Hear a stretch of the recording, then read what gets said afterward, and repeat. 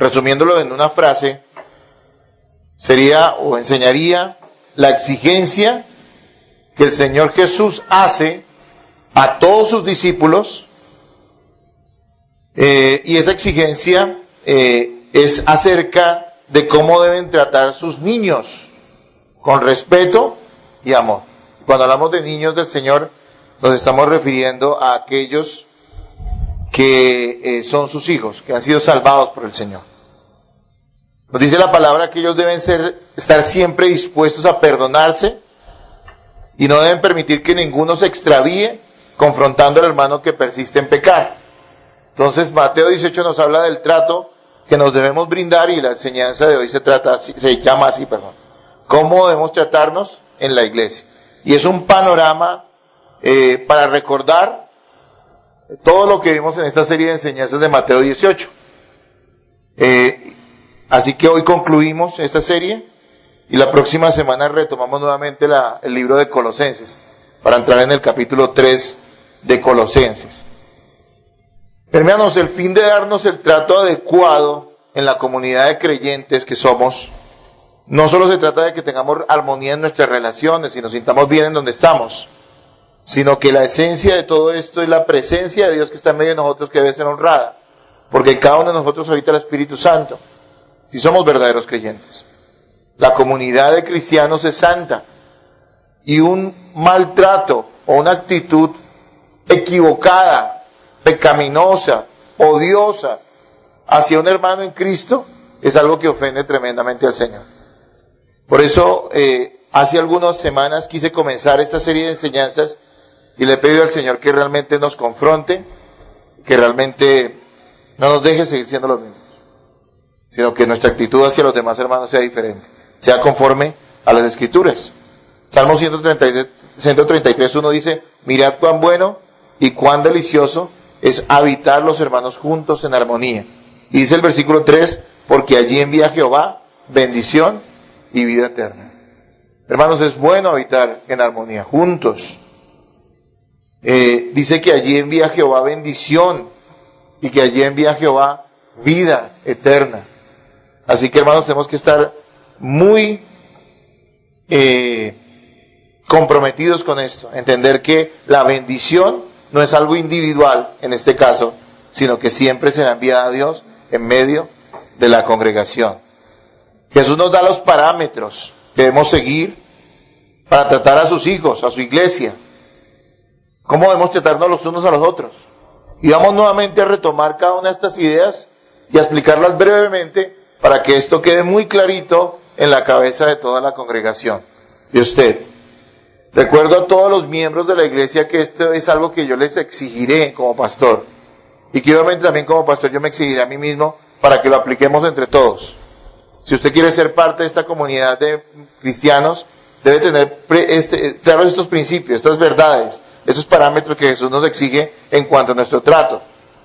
Y hacerlo de una manera equivocada, pues debe ser algo que nos preocupa y algo que debe ser también tratado por la disciplina que aquí en Mateo 18 también nos enseña, confrontando al hermano que tenga una mala actitud hacia la congregación.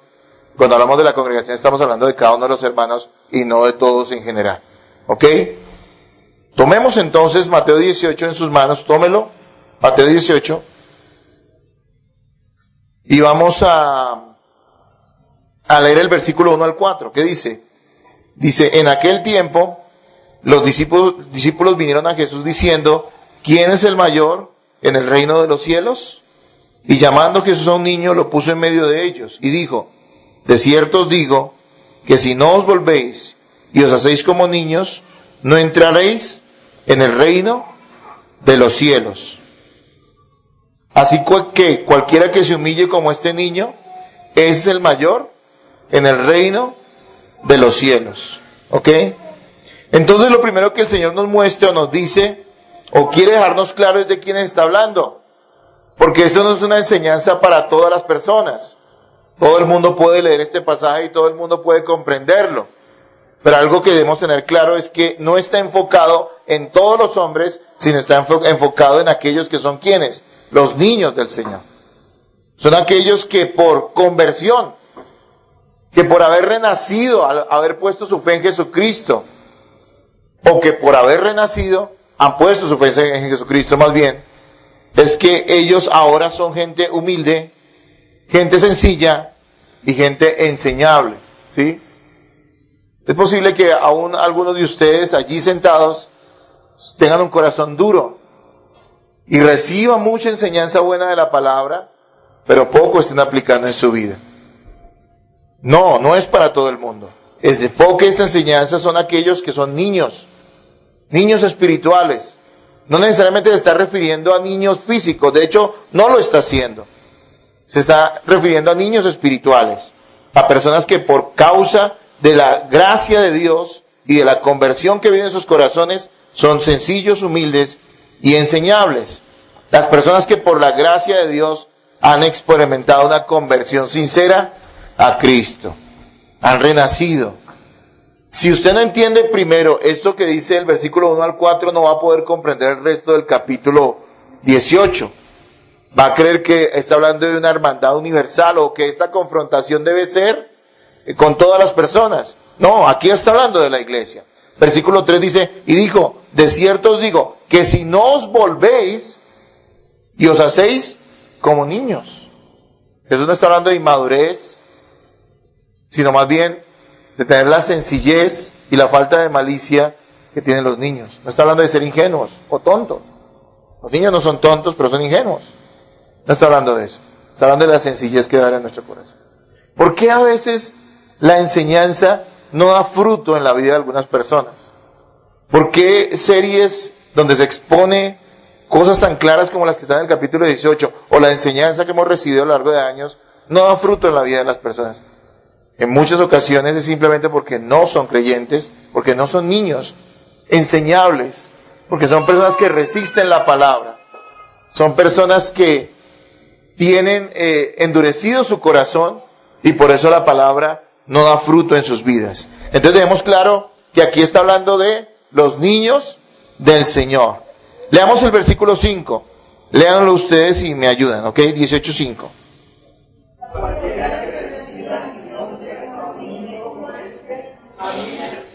Entonces primero que todo lo enfoca en aquellos que son creyentes y nos dice algo. Debemos hacer todo el bien que podamos a los hijos de Dios. Y nos da la razón, porque Cristo y ellos, los que son su iglesia, son uno solo, ya que Cristo habita en nuestros corazones. Hermano, si uno ama a Cristo, ama a la iglesia de Cristo. Eso no tiene otra interpretación a lo largo de todo el Nuevo Testamento y de la Escritura. Nadie que se diga amar a Cristo odia a la iglesia. Claro, a veces camuflamos ese odio y decimos que no odiamos la iglesia, pero hay actitudes odiosas hacia la congregación, hacia los hermanos de la iglesia. Y eso desnuda nuestro corazón y debería preocuparnos bastante, si es así, arrepentirnos y volver nuestro corazón a Jesús, confiando en que Él va a cambiar nuestras vidas. Hermanos amados, debemos hacer todo el bien que podamos, debemos favorecer, debemos servir a aquellos que son hijos de Dios, debemos entender, como nos lo dice allí también en el capítulo 25 de Mateo, que los genuinos creyentes se identifican porque hacen el bien a otros creyentes. Los que heredan el reino no son personas apáticas a la iglesia o a los que son creyentes, sino son gente que ama y que demuestre de una manera práctica ese amor por los que son de Cristo. Mateo 25:34, si quiere deje ahí el dedito en Mateo 18 y vaya a Mateo 25:34, refresquemos esta idea clara que Jesús es contundente y dice que los que heredarán el reino, los niños, los que son verdaderamente hijos suyos, son personas que hacen el bien a otros que son creyentes también. Mateo 25:34, ¿lo tiene, hermano? Entonces el rey dirá a los de su derecha, venid benditos de mi Padre, heredad el reino preparado para vosotros desde la fundación del mundo. Y saltemos al versículo 37. Entonces los justos les responderán diciendo, Señor, ¿cuándo te vimos hambriento y te sustentamos, o sediento y te dimos de beber? ¿Y cuándo te vimos forastero y te recogimos, o desnudo y te cubrimos? ¿O cuándo te vimos enfermo o en la cárcel y vinimos a ti? Y respondiendo el rey les dirá, de cierto os digo, que cuanto lo hiciste a uno de estos mis hermanos más pequeños, a mí lo hiciste. Sí vemos claramente allí, y espero que usted lo pueda apreciar y creer, que Jesús está diciendo algo que es contundente. No va a entrar al reino de los cielos nadie que le haya hecho el mal a la iglesia. De hecho, todavía peor. Peor en el sentido de que nos acusa más, pero es una gran bendición si lo hacemos. Y es que si usted no le ha hecho el bien a la iglesia, usted no heredará el reino de los cielos. Y recuerde que la iglesia no es un templo ni un pastor, que la iglesia son todos los creyentes y que aunque debemos amar a toda la iglesia en general, ese amor debe enfocarse en aquellos que tenemos a la mano como hijos de Dios, que son nuestra propia congregación. Le pregunto una vez más, como lo hicimos esa pregunta el día que enseñamos este pasaje, ¿usted qué bien le hace a la iglesia? ¿De qué manera práctica le sirve a los demás? ¿Es usted amable? Ve a un hermano en necesidad o a algún hermano enfermo. Oye, hay hermanos enfermos y no han podido venir. Usted los llama, se interesa por ellos, está dispuesto a hacerles algún servicio, está dispuesto incluso a ser generoso con las personas que están necesitadas en medio de su iglesia. Todo eso debe ser una realidad en su vida y no es algo que necesariamente nosotros tenemos que organizar, sino que tiene que brotar de su corazón. Hermano, los hijos, los herederos, los niños, los enseñables, los humildes, los sencillos, son gente que le hace el bien a los demás creyentes. Y entonces Jesús dice, ¿por qué? Porque quien lo recibe, quien le hace el bien, ¿me está recibiendo a quién? A mí. Cristo está en nosotros, y Cristo y su iglesia, y los creyentes son uno solo. Vamos al versículo 6 al 9, ¿qué dice? Léanlo ustedes, por favor. 6 al 9 de Mateo 18.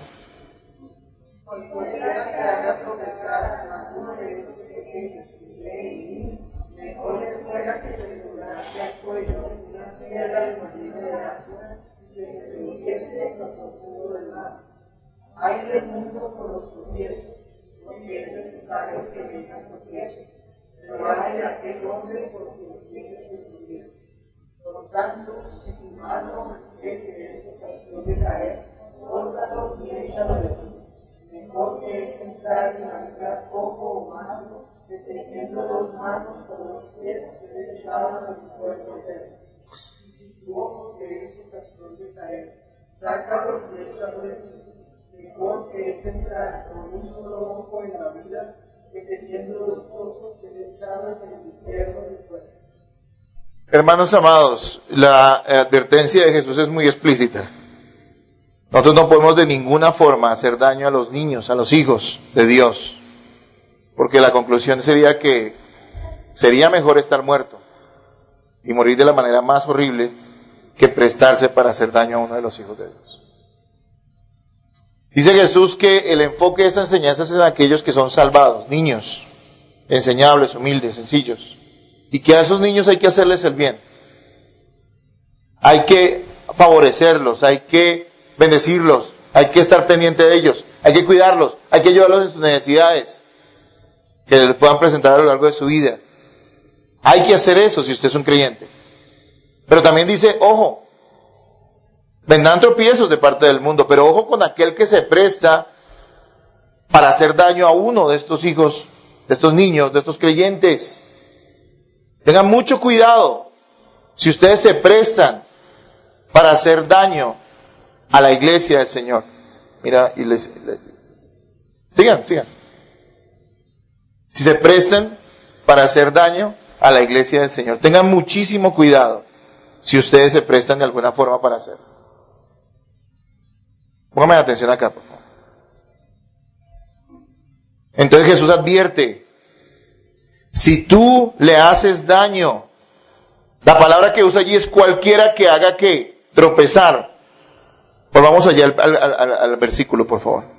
Dice, y cualquiera que haga tropezar a alguno de estos pequeños que creen en mí, mejor le fuera que se colgase que al cuello una piedra de molino de asno y que se hundiese en lo profundo del mar. ¿Sí ven la advertencia tan severa que Jesús hace? Hay gente que se dice ser cristiana y le hace daño a los hijos de Dios. Hay gente que se dice ser cristiana y maldice a los que son hijos de Dios. Hay gente que se dice ser cristiana. Y aquí el enfoque de este versículo es uno puntual. Ser tropiezo es servir de tentación para que un hijo de Dios peque. Eso es lo que está diciendo allí Jesús. Quien se preste para hacer pecar a un hijo de Dios, dice, recibirá un fuerte juicio y le sería mejor una muerte cruel. ¿Se acuerdan que cuando lo enseñamos, les dije a ustedes que la muerte por esa muerte del molino de asno, que es una piedra gigantesca, era una manera en que los paganos ajusticiaban o sentenciaban a muerte a aquellos que cometían graves delitos en sus comunidades? Era una muerte horrible, y para los judíos era terrible que les citaran eso.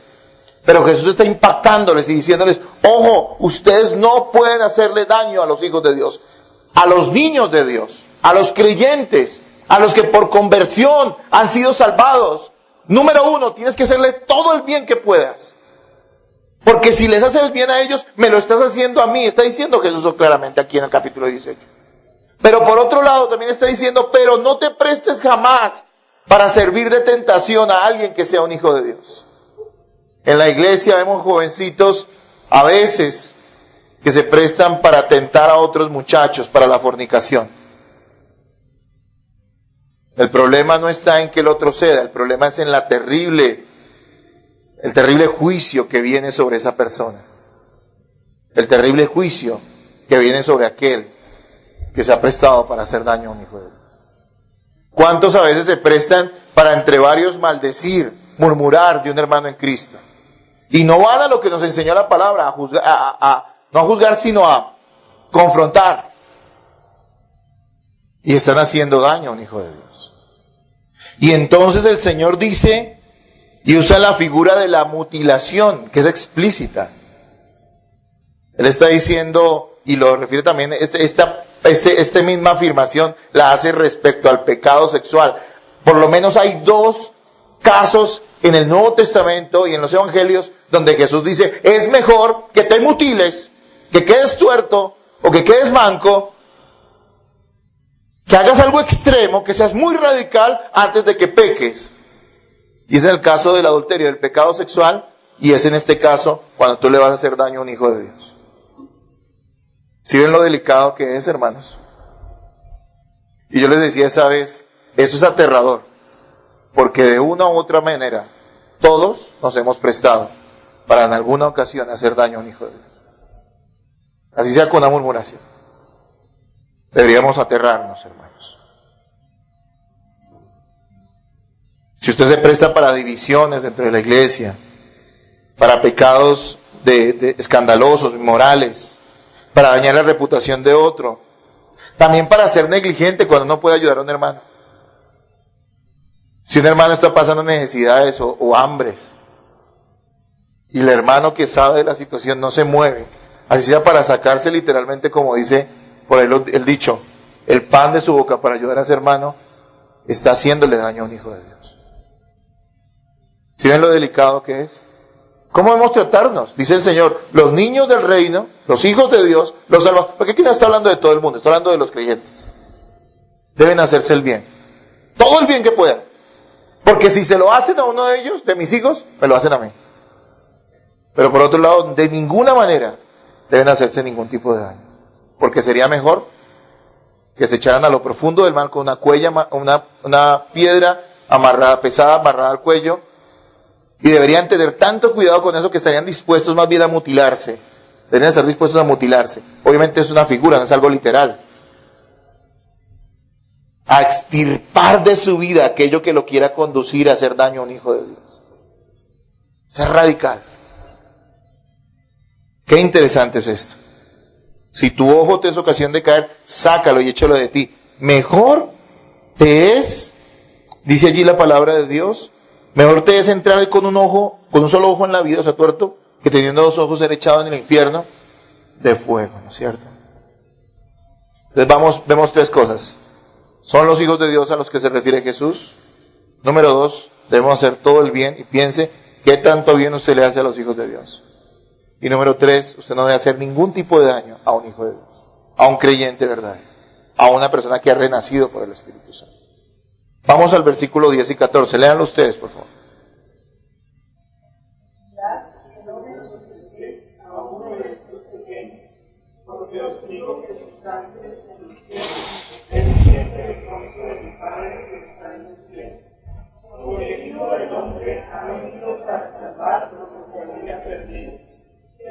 cabeza. Si uno de tienes 100 ovejas, se descarría una de ellas, no deja las 99 y va por los montes a buscar la que se había descargado. Y si acontece que la encuentra, de cierto os digo que se regocija más por aquella que por las 99 que no se descargaron. Así no es la voluntad de nuestro Padre que está en los cielos, que se pierda uno de esos pequeños. Hermanos, no debemos menospreciar a ningún hijo de Dios.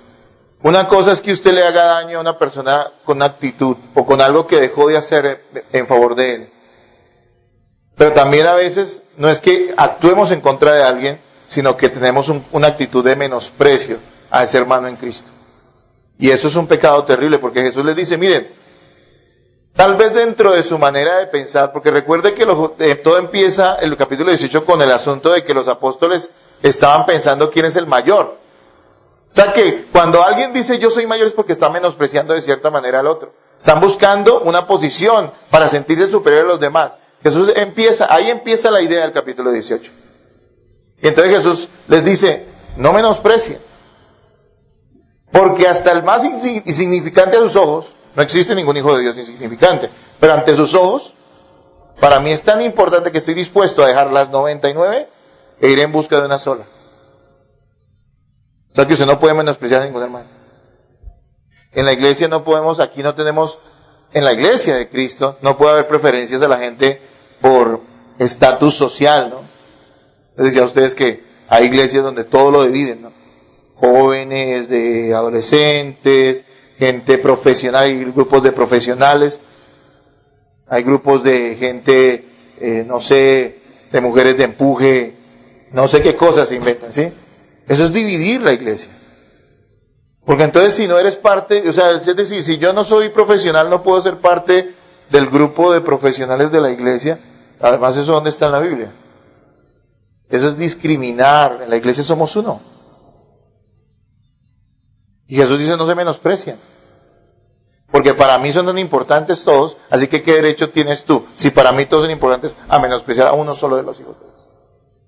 Puede que sea el hermano más humilde, el menos estudiado, o tal vez sea el hermano problemático. Siempre hay un hermano problemático en la iglesia.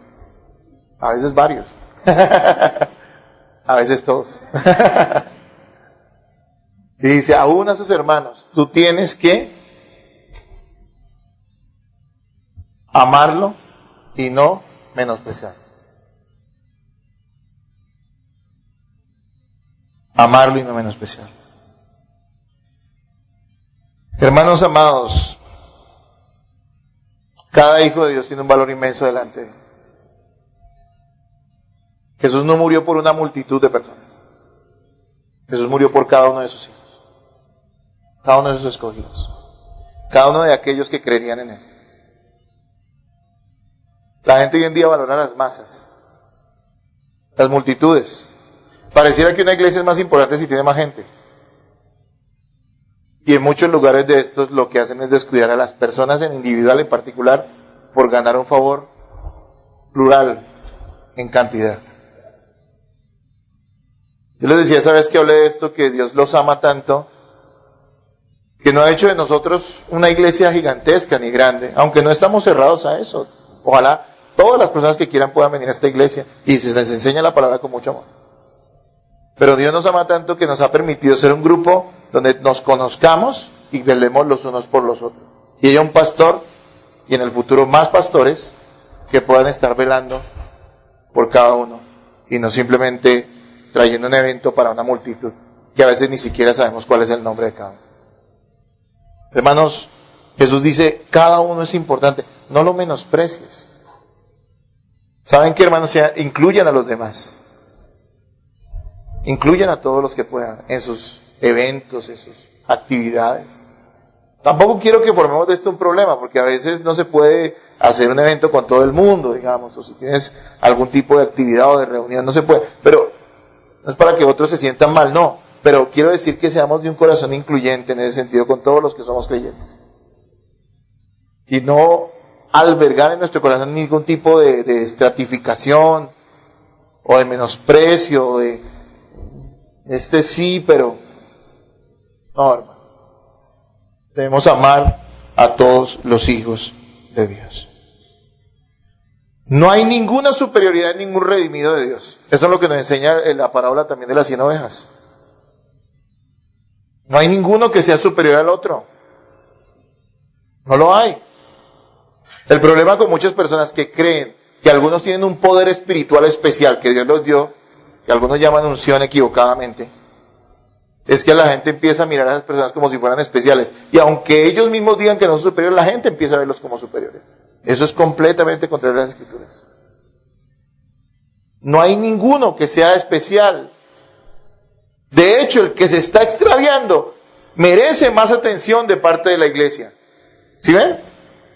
Porque por eso es que sale. No es por el hermano que tiene más dones o el que tiene más dinero, sino es por todos los hijos de Dios. Y recuerda esta frase que dije en la enseñanza cuando dimos esa enseñanza. Si usted ama a todos los creyentes en la iglesia, pero odia a uno, es como si los odiara a todos. Eso es lo que nos está mostrando. No, hermano, yo amo a la iglesia y el hermano tal, no, pues es que, sí, pero que Dios lo perdone. Es como si odiaras a toda la iglesia.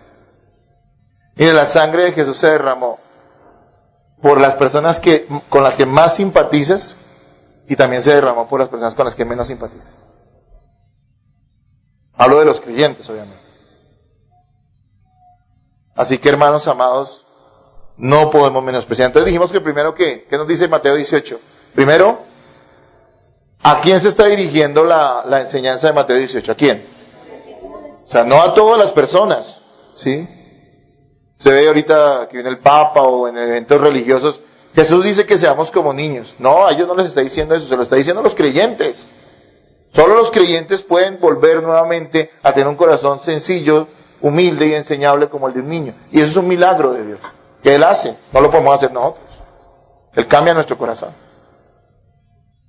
Segundo, ¿qué debemos hacer con los niños de Dios, con los hijos de Dios? ¿Qué? ¿Debemos qué? Debemos hacerle todo el bien que podamos. Porque hacer el bien a él, a un hermano, es hacer el bien a quién. Hermanos, qué bueno tener un gran templo y ojalá algún día lo tengamos. Pero hermanos, ¿será que Cristo recibe más honra en que nosotros tengamos un templo con todos los aditamentos, como dicen por allí el griego, todos los juguetes? Y de pronto pantalla. Entonces, ¿será que Cristo es más honrado así? Lo que nos está diciendo aquí que no necesariamente. Dice, no es en ese tipo de parafernalia que Cristo es honrado, es en que nosotros nos cuidemos. Si en vez de tener una pantalla podemos bendecir a hermanos en necesidad en la iglesia, Cristo es más honrado porque Él no está diciendo ni pidió que le edificaran templos. No está mal edificar templos, ojalá algún día lo tengamos, sino que atendamos a quién, a todos los hermanos. Y recuerde que allí dice Mateo también que si tú das de comer, que si visitas al hermano que está en necesidad o en la cárcel, es hacérselo a Jesús. Y que los que son de Cristo hacen esas cosas. Y dice también que es lo que vimos ahorita, que no debíamos hacer con los hijos de Dios. No podemos, bueno, menospreciar la última, pero antes, no podemos ser tropiezo a ningún hijo de Dios. No podemos hacerle el mal a ningún hijo de Dios. ¿Se imagina que usted le hiciera mal al hijo de alguien? ¿Usted llegaría y abusara del hijo de alguien, de una persona que realmente ama a sus hijos? ¿Qué actitud tendría esa persona hacia usted? Bueno, la gente sin Dios hace cantidad de tonterías, pero podría hacer muchos males. Aun si usted fuera un creyente, usted se molestaría con eso. ¿Cuánto más Dios? ¿Cuánto más Dios? Hay gente que le hace tanto daño a la iglesia de Cristo. Aún gente que se dice ser líderes de iglesia, dicen hacen tanto daño a la iglesia.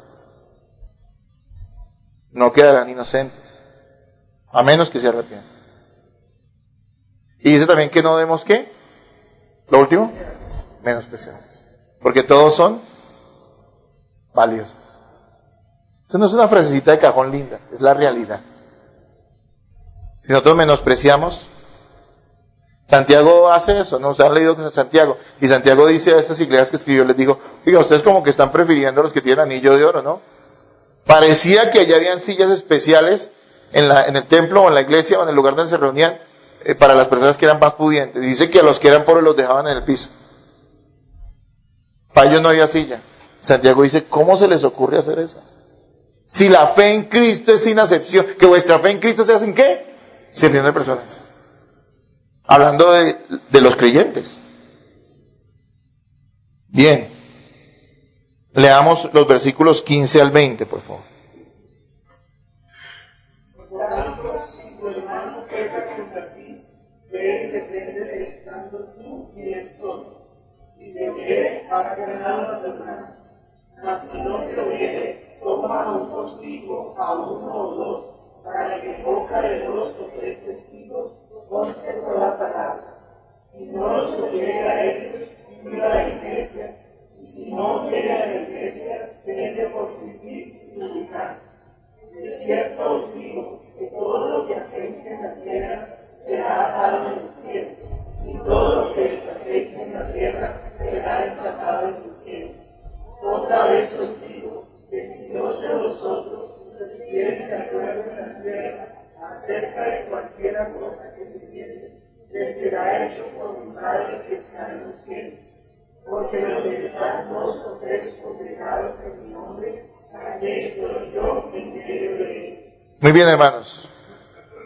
En nuestra vida de comunidad cristiana no estamos exentos de que haya pecado en medio de la iglesia. Jesús advirtió eso y nos dio un método para poder tratar el pecado o las diferencias que puedan haber entre hermanos de la iglesia. Nadie puede vender la idea de que una iglesia, por más bíblica y espiritual que sea, no va a tener dificultades con el pecado, porque nosotros no hemos alcanzado el grado de glorificación. Aún estamos revestidos de un cuerpo carnal con el cual tenemos que luchar día a día, vencerlo, dominarlo, para que vivamos de una manera que agrada a Dios. Dios nos ha dado la gracia para hacerlo, pero el pecado está presente. ¿Qué dice el Señor respecto al pecado? El pecado no se trata en la iglesia con liberaciones. Alguna gente dice el espíritu de fornicación. No existe ese espíritu, búsquemelo en la Biblia. La fornicación es un fruto, una obra de la carne. O sea, la responsabilidad es suya, amigo, no de un demonio. Algunos tratan el pecado en la iglesia con un amor diabólico. Son más buenos que Dios. Nada, el hermano pecó, pero dejemos así. Y van a terminar haciendo que ese hermano siga en su pecado por no reprenderlo y termina destruyéndose. ¿Sí? Algunos tratan el pecado en la iglesia, en algunos lugares, con legalismo. Y entonces alguien peca y todos le caen encima y diablo, eres un demonio, eres terrible. Y eso no dice la Biblia que debemos tratar así a la gente que peca en la iglesia. ¿Cómo vamos a tratarla? Dice Jesús aquí claramente, confrontándola. Conecta la parábola de la oveja perdida con la disciplina. O sea que ¿para qué la disciplina? Pues para que el hermano no se extravíe. ¿Cómo sale Jesús a buscar la oveja? ¿Cómo? ¿A través de quién? De la iglesia. Nosotros somos las manos del Señor que va a buscar esa oveja perdida, que se está extraviando. Entonces dijimos rápidamente, porque esto lo enseñamos ya, le dediqué como 3 o 4 predicaciones a la disciplina en la iglesia, pero vamos a recordar eso. Es confrontación número 1 como personal. O sea, tú vas al hermano, no lo avergüenzas. No empiezas a hablarle a los otros del problema que viste o que notaste a un hermano que está en pecado, sino vas directamente a él y lo confrontas en privado. Y eres claro con él, pero le hablas con respeto y amor. Le dice, hermano, usted ha cometido esto y esto y esto, y le habla con respeto, pero es claro con él. Si el hermano se arrepiente, todo queda ahí. Pero si él no se arrepiente o no da muestras de arrepentimiento serias, ¿qué debemos hacer? ¿Cuál es el segundo paso? ¿Se acuerdan que la disciplina no es un asunto, no es netamente un asunto pastoral, sino es un asunto de toda la congregación? No es un pastor realmente el que disciplina a la iglesia, es la iglesia la que disciplina a sus miembros. El pastor simplemente es alguien que organiza esa disciplina. Y en ese sentido, después de que hemos hablado con el hermano y no se arrepiente, debemos ir a él nuevamente, pero ¿cómo? Dice, con testigos. Yo les he pedido que en esta congregación, por prudencia, por sabiduría, nunca vayamos a este segundo paso sin haber hablado primero conmigo como pastor. Porque es que usted puede hacer daño a alguien. Yo les decía a ustedes, usted coge el combo de amiguitos de la iglesia, camina hermanitos, vamos y allí le vamos a cantar 3, 4 verdades a este señor que no se ha arrepentido. Y usted va a terminar haciéndole daño, porque incluso los que van con usted no son maduros. Ellos van a terminar también afectados al escuchar ese tipo de pecados. Entonces, ¿quién tiene que asumir eso? Usted, pero al lado del pastor. Y el pastor determinará quiénes pueden servir como testigos en ese caso. Obviamente con sabiduría, cuando yo escucho que algún hermano ya habló con alguien y no se quiere arrepentir, pues yo primero, antes de llevar testigos, voy y hablo con él. Ya pronto con la autoridad que uno tiene como pastor, para ver si de alguna manera se le puede restaurar. Pero el paso sería ir, ¿qué? Con testigos y hablar con él. Si el hermano no se arrepiente, algunos dicen, sí, yo lo voy a hacer, y usted lo ve haciendo lo mismo. No se ha arrepentido. Entonces, ¿qué debe hacer la iglesia? Debemos llevarlo ante la congregación, en este caso los miembros. Y frente a los miembros de la iglesia, exponer su pecado. Dice la Biblia también para que de cierta manera se avergüence. Y de esa manera piense la próxima vez que va a pecar. Algunas personas dicen, eso no es amor. No han leído el Nuevo Testamento. Pablo es más duro que el Señor Jesús. El Señor Jesús es suave. Cuando dice, expóngalo a la iglesia. Y téngalo por gentil y publicano. Pablo dice, saquen al tal de en medio de ustedes. Aquel que se estaba acostando con su madrastra en Corintios. ¿Cómo se les ocurre a ustedes tener a ese señor ahí? Sáquenlo, entréguenlo a Satanás. Que eso no era hacer un ritual mágico, ¿sí? Como algunos piensan, tontamente. Sino era simplemente sacarlo de la congregación y allá queda expuesto que al mundo, al pecado, donde reina Satanás.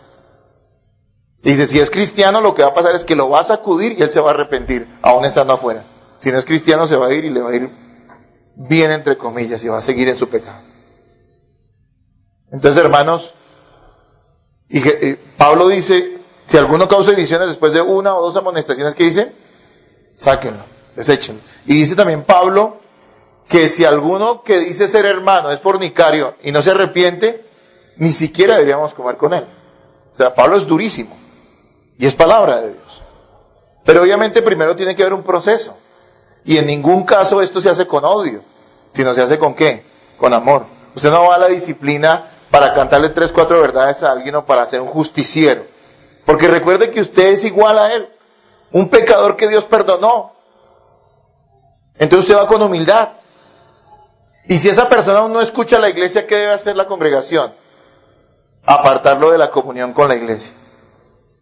Es una persona que no odiamos, pero porque él ha insistido en un pecado terrible, que trae deshonra a Cristo, que trae deshonra a la iglesia, porque el testimonio de la iglesia queda en entredicho frente a los incrédulos, porque puede contaminar la congregación al dar una mala impresión y los demás dicen, bueno, si aquí se puede hacer eso que el hermano está haciendo, pues yo también lo voy a hacer. Entonces, ¿qué debe hacer la iglesia? Por amor a Cristo, por amor a la iglesia y por amor incluso a la persona que se está disciplinando, apartarlo. Y hemos tenido a veces casos donde personas han sido apartadas de la comunión y han regresado al seno de la iglesia con gran arrepentimiento y ha sido una gran bendición para todos nosotros. Les amamos. Porque Dios usa estos medios para disciplinar a sus hijos. La disciplina de ninguna manera busca la destrucción de nadie, sino la restauración del hermano que ha andado en pecado. Hermanos amados,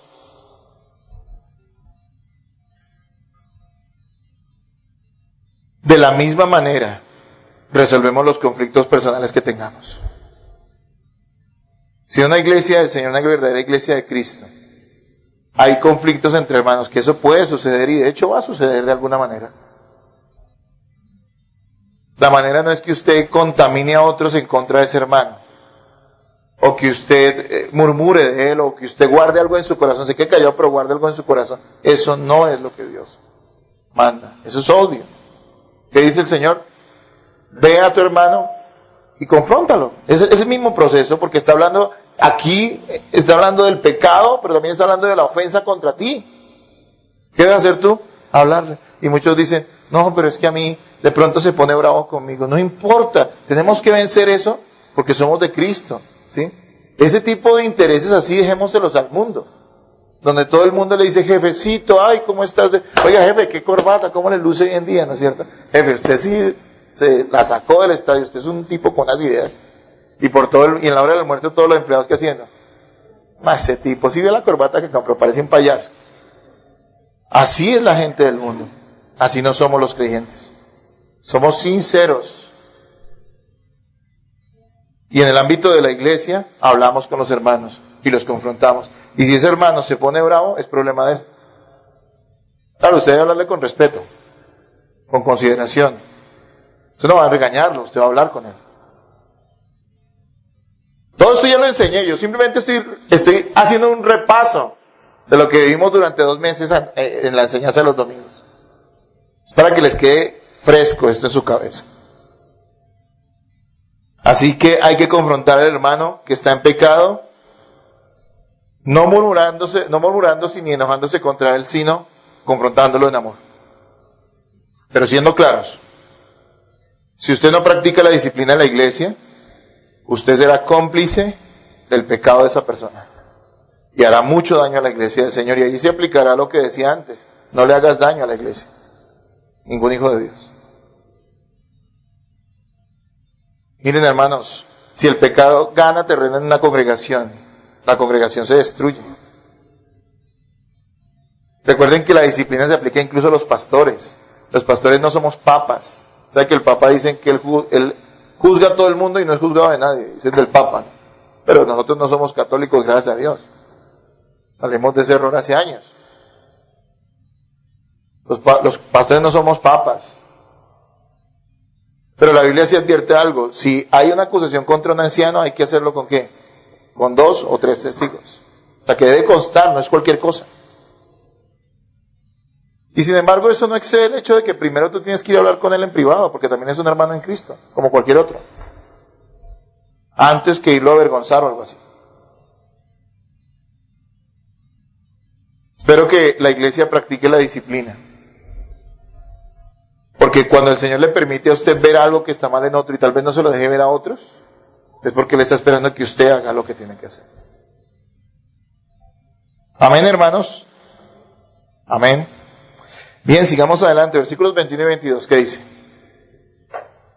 Entonces se le acercó Pedro y le dijo: Señor, ¿cuántas veces perdonaré a mi hermano que peque contra mí? Gracias. ¿Hasta 7? Jesús le dijo: no te digo hasta 7, sino aún hasta 70 veces 7.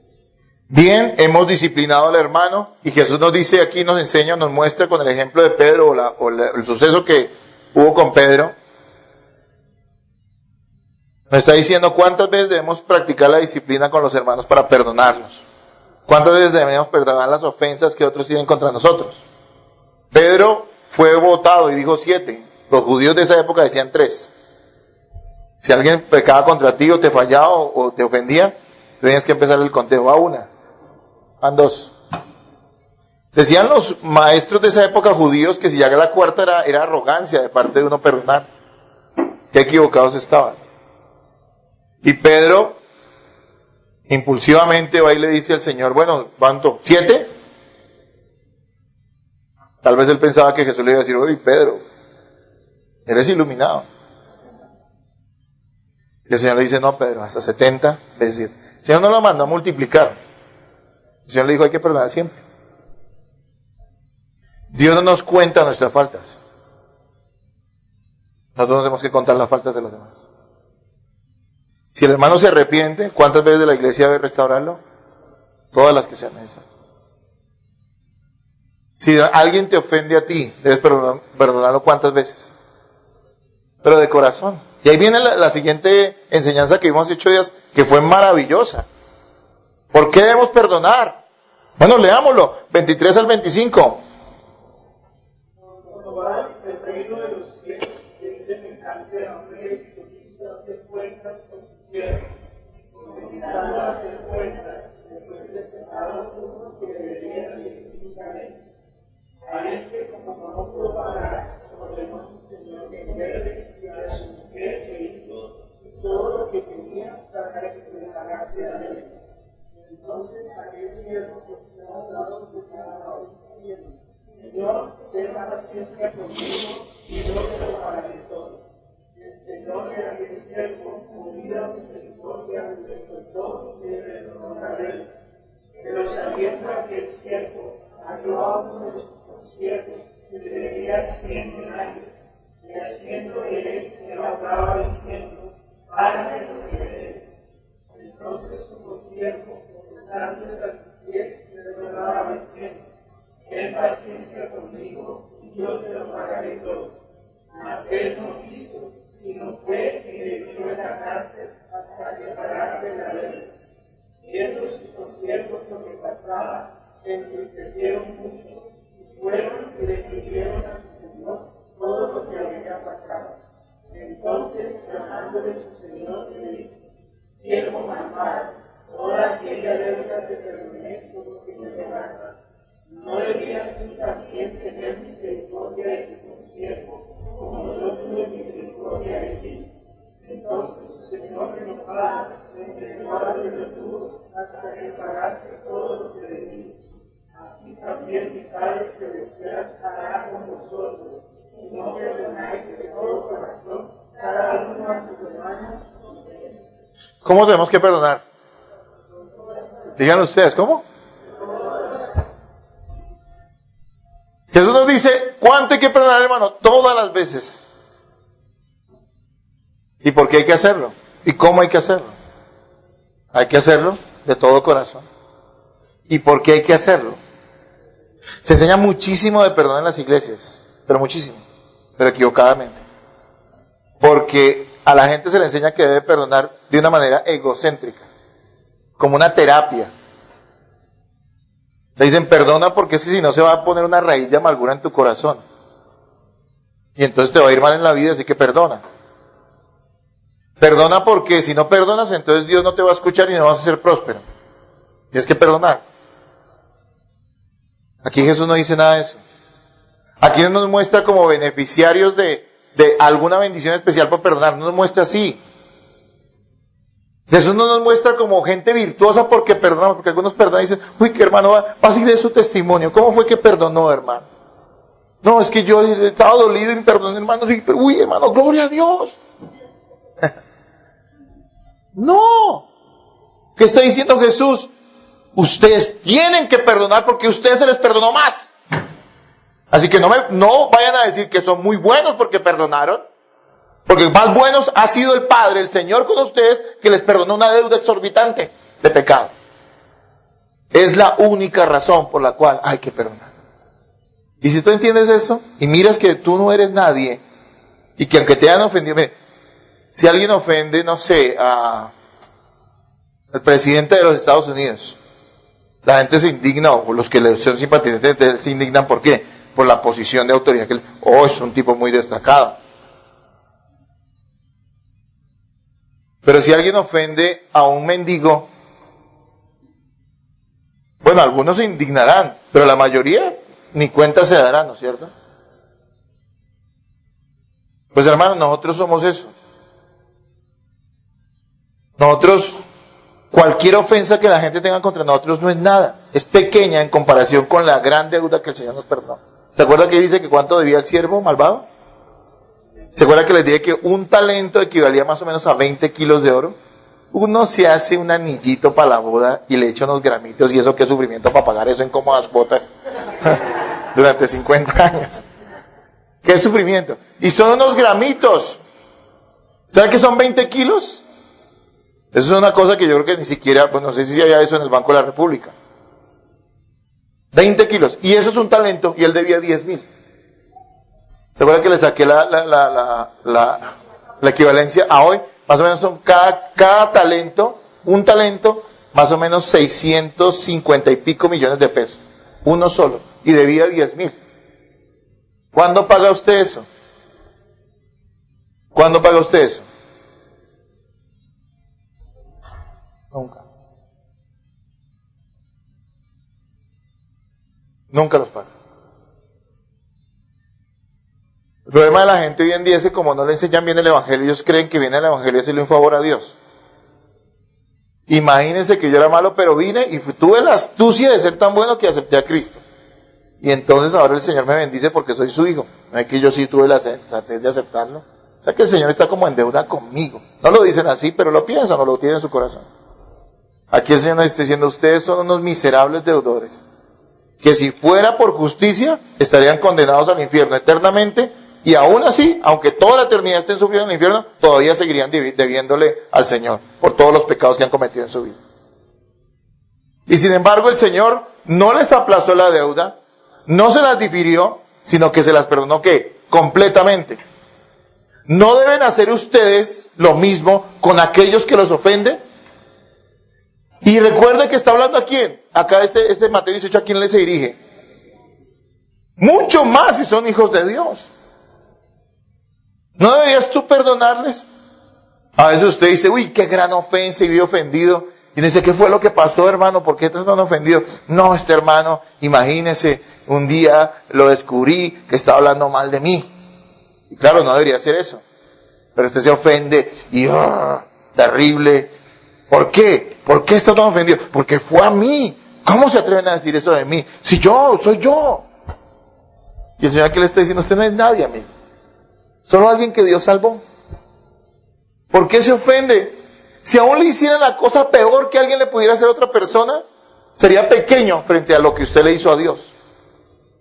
Ofendió su santidad al vivir una vida de pecado.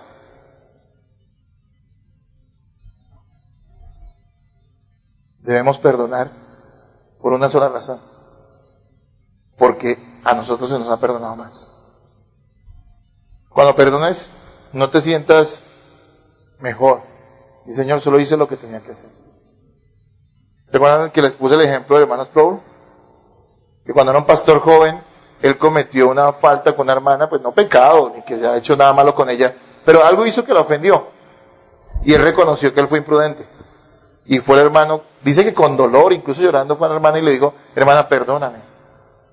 Y esa hermana en la iglesia que no lo quiso perdonar.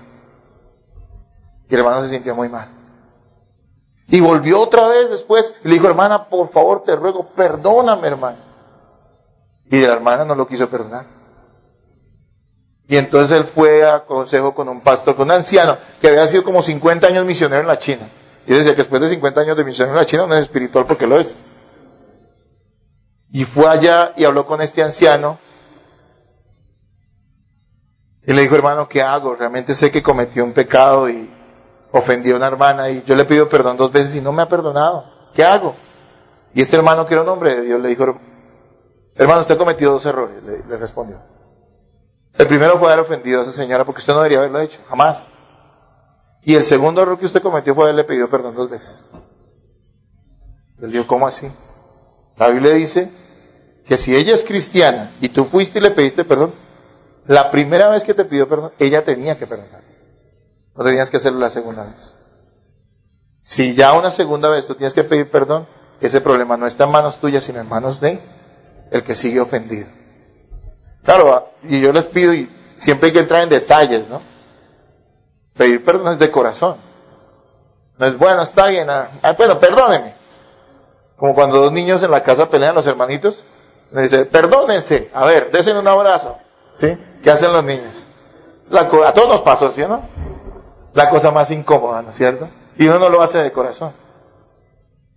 No es pedir perdón así, es de corazón.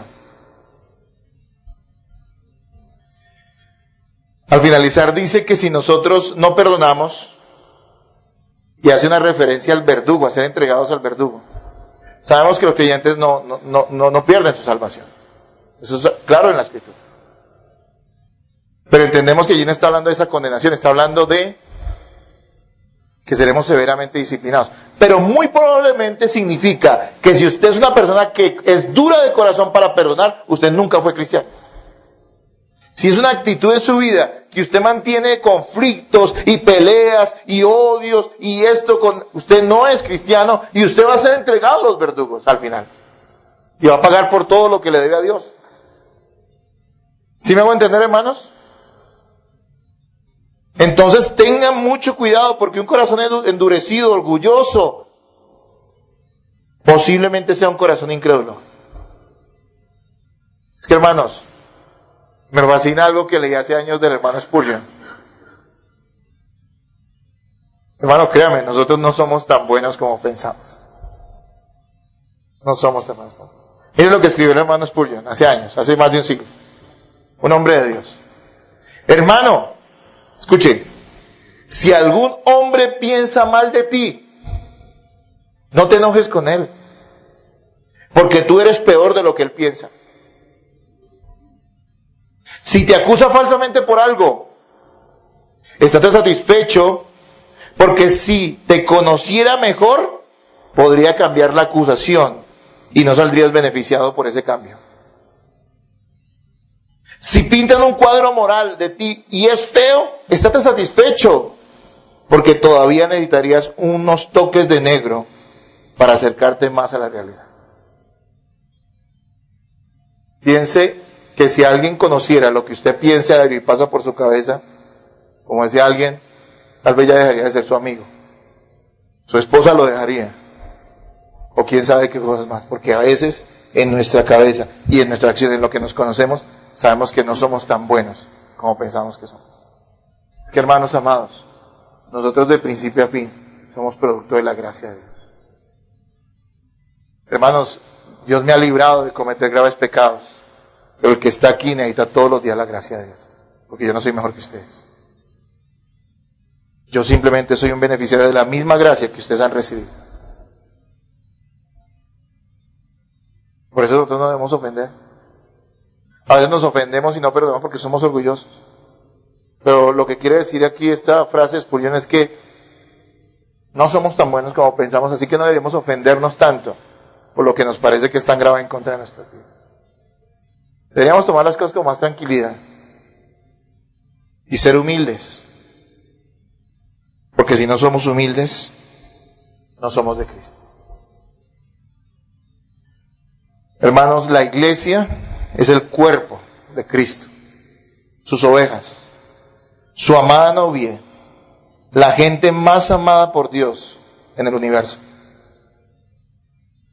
Cuando tú honras a la iglesia y le das un buen trato y le sirves y no le haces daño, tú estás honrando ¿a quién? A Cristo.